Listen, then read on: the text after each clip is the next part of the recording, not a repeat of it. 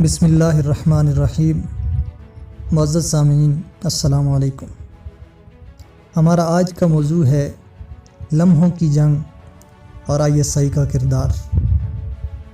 یہ واقعہ سنیے اور اپنے اداروں پر فخر کیجیے۔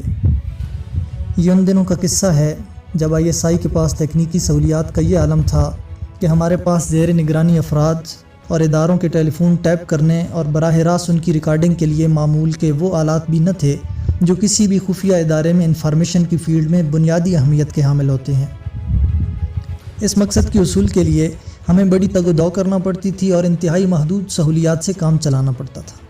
ان حالات میں کسی اہم انفارمیشن کا حصول محض اتفاق یا قسمت کی بات ہوتی تھی۔ مجھے یقین ہے کہ ان سہولتوں کے فقدان کی وجہ سے ہم اپنی صلاحیتوں کا 100% استعمال کرنے میں ناکام رہے۔ تاہم اگر کبھی ہمارے نوٹس میں ایسی کوئی اطلاع آ جاتی تو صرف اپنی بھاگ دوڑ سے مسئلہ حل کیا جاتا اور ہم اس اطلاع سے بھرپور فائدہ اٹھاتے۔ میں نے اپنی تکنیکی محکمے کو اس بات کی خصوصی ہدایات دے رکھی تھیں کہ اگر کبھی وہ کوئی مشتبہ گفتگو سنیں تو مجھے وقت کی پرواہ کیے بغیر فوراً مطلع کریں۔ میری اس پالیسی نے متعدد کیسوں میں ہمیں اچھے نتائج سے بہرہور کیا۔ ایک دن 10 بجے کے قریب ٹیلی فون مانیٹرنگ روم کے انچارج نے مجھے فون پر کہا، سر جلدی آئیے۔ میں سب کچھ چھوڑ کر اس کے کمرے میں گیا تو اس نے ہیڈ فون میرے کانوں سے لگا دیا اور ٹیپ ریکارڈر کا پلے بٹن دبا دیا۔ فون کی گھنٹی بجی، کسی نے فون اٹھایا، دوسری جانب سے آواز آئی، ہیلو، انڈین ایمبیسی؟ جی ہاں، یہ انڈین ایمبیسی ہے۔ کیا میں آرمی اتاشی بریگیڈیئر سنگھ سے بات کر سکتا ہوں؟ جی میں بریگیڈیئر سنگھ ہی بول رہا ہوں، فرمائیے میں آپ کے لیے کیا کر سکتا ہوں؟ جی میرا نام میجر فلاں فلاں ہے، میرے پاس آپ کے لیے ایک انتہائی اہم انفارمیشن ہے، کیا ہم کہیں مل سکتے ہیں؟ آگے سے جواب ملتا ہے، دیکھیے میجر، اس طرح فون پر بات کرنا مناسب نہیں ہے، آپ مجھے اپنا نمبر دیجئے، میں تھوڑی دیر میں آپ سے خود بات کرتا ہوں۔ بریگیڈیئر سنگھ نے آگے سے یہ جواب دیا، میں لاہور سے فلاں نمبر سے بول رہا ہوں۔ میجر نے اپنا فون نمبر ان کو لکھوا دیا۔ ٹھیک ہے، آپ انتظار کیجئے، میں تقریباً 15 منٹ بعد آپ کو اسی نمبر پہ فون کرتا ہوں۔ بریگیڈیئر سنگھ نے یہ کہا اور فون بند ہو گیا۔ اب میں نے ہیڈ فون اتارا۔ یہ ہماری کارکردگی کا بہت بڑا امتحان تھا۔ ہمارے پاس صرف 12 منٹ باقی تھے اور یوں سمجھ لیجئے کہ یہ وقت کو شکست دینے والی بات تھی۔ میں نے فوری طور پر لاہور میں اپنے فیلڈ کمانڈر سے رابطہ قائم کیا اور اس کے لائن پر آتے ہی اسے فون نمبر لکھوایا اور کہا، کمانڈر اس نمبر کو تلاش کیجئے، اس کو ٹیپ کرنے کا بندوبست بھی کیجئے، لوکیشن پر پہنچیے، فون کرنے والے میجر صاحب کو اپنے دفتر میں لائیے اور مجھے اطلاع دیجئے۔ یاد رکھیے اس ساری کارروائی کے لیے آپ کے پاس صرف 10 منٹ ہیں، صرف 10 منٹ۔ اسلام آباد میں ہمارے لیے بہرحال اس گفتگو کو ریکارڈ کرنا ناممکن تھا کیونکہ بریگیڈیئر سنگھ نے نہ جانے کس نمبر سے فون کرنا تھا۔ خدا کمانڈر ذوالفقار پر اپنی رحمت نچھاور فرمائے، کیونکہ وہ اب ہمارے درمیان نہیں ہیں۔ انہوں نے میری ہدایات ملتے ہی بجلی کسی تیزی کے ساتھ ٹیلی فون ڈپارٹمنٹ کو معاملے کی نزاکت سے آگاہ کیا۔ اپنا آدمی فوری طور پر ٹیلی فون ایکسچینج روانہ کیا اور ابھی 10 منٹ پورے ہونے میں چند سیکنڈ باقی تھے کہ وہ خود بھی حسب ہدایت موقع پر پہنچ گئے۔ ایک ہی منٹ کے بعد میجر صاحب کے فون کی گھنٹی بجی، دونوں جانب سے رسمی جملوں کا تبادلہ ہوا، ایک دوسرے کو اپنی اپنی شناخت کرائی گئی اور 2 روز کے بعد ملاقات کے لیے وقت اور جگہ کا تعین کیا گیا۔ تاہم بریگیڈیئر سنگھ نے اچھی طرح اس بات کی تسلی کر لی کہ کہیں میجر موصوف ISI کے بچھائے ہوئے کسی جال کا مکڑا تو نہیں ہے۔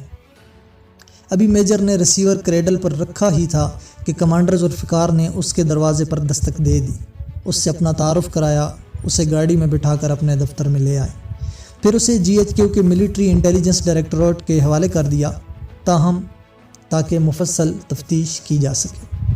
تفتیش کے دوران اس نے بتایا کہ میں آرمڈ کور کا آفیسر ہوں اور گزشتہ جنگ میں ستارہ جرت حاصل کر چکا ہوں۔ میں حال ہی میں command and staff college Quetta سے کورس مکمل کر کے آیا ہوں اور اب کھاریاں چھاؤنی میں اپنی بریگیڈ میں واپس جا رہا ہوں۔ اس نے بتایا کہ میں ان دنوں شدید مالی مسائل میں گرفتار ہوں، جن سے نمٹنے کے لیے میں نے اپنے ستارہ جرت کی رقم بھی GHQ سے حاصل کر لی ہے، لیکن میری مالی دشواریاں بدستور قائم ہیں اور میں نے پیسے کمانے کا یہ ڈھنگ سوچا تھا کہ وقتاً فوقتاً بات بے بنیاد اور جھوٹی معلومات انڈین آرمی اتاشی کو فراہم کر کے اس سے رقم بٹورتا رہوں۔ وہ بار بار اس بات کو یقین دلا رہا تھا کہ ملک کے اہم راز دشمن کے حوالے کرنے کا اس کا کوئی ارادہ نہیں تھا اور وہ یہ محض ایک فاؤل پلے کھیل رہا تھا، مگر حکام اس کی اس کہانی پر یقین کرنے کو تیار نہ تھے۔ اس کے کورٹ مارشل کا حکم ہوا اور اسے فوج کی نوکری سے فارغ کر دیا گیا۔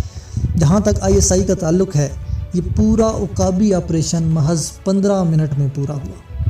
بریگیڈیئر سنگھ نے یوں تو سمارٹ بننے کی بہت کوشش کی، مگر اس سے ایک ذرا سی چوک ہو گئی کہ وہ میجر موصوف سے فون نمبر پوچھ بیٹھا، اور یہ محض ہماری خوشبختی تھی۔ اگر وہ ایسا نہ کرتا تو نہ جانے ہمیں اس تک پہنچنے کے لیے کتنی راتوں کی نیند اور کتنے دنوں کا چین حرام کرنا پڑتا۔ اگر کسی بھی وجہ سے ہمارا یہ آپریشن ناکام ہو جاتا، اگر میں کرسی پر موجود نہ ہوتا، ذوالفقار اپنے دفتر میں نہ ہوتا، یا راستے میں گاڑی ہی خراب ہو جاتی اور وقت ہاتھ سے نکل جاتا، تو میجر موصوف یقینی طور پر بھارت کی خفیہ ایجنسیوں کے ہاتھوں میں کھلونا بن جاتے۔ افسوس کا مقام تو یہ ہے کہ وہ ستارہ جرأت پانے والا ایک بہادر آفیسر تھا، جس کا مستقبل انتہائی روشن اور تابناک تھا۔ اس کے لیے فوج کے اعلیٰ عہدوں تک پہنچنے کی تمام صلاحیتیں اور مواقع موجود تھے۔ اس کے برعکس اگر وہ ایک بار چنکیا کے چیلوں کے ہاتھ چڑھ جاتا تو وطن کا یہ جیالہ سپاہی وطن دشمنی کے گہرے اور اندھیرے غار میں گر جاتا، اور اب تک نہ جانے اپنے کتنے ساتھیوں اور ماتحتوں کو بھی دانستہ یا غیر دانستہ طور پر ملک دشمنوں کی صف میں شامل کر چکا ہوتا۔ ہم اللہ تعالیٰ کے شکر گزار ہیں کہ اس نے ایک انتہائی مکروہ منصوبے کو خاک میں ملانے کے لیے ہماری بھرپور رہنمائی اور امداد فرمائی، اور چند لمحوں کی اس جنگ میں ISI کی جیت ہوئی۔ سامعین کرام، یہ تھا ایک مختصر واقعہ جس کے اندر ISI کی صلاحیتوں سے آپ واقف ہوئے۔ انشاءاللہ اگلی ایپیسوڈ میں مزید کسی واقعے کے ساتھ حاضر ہوں گے۔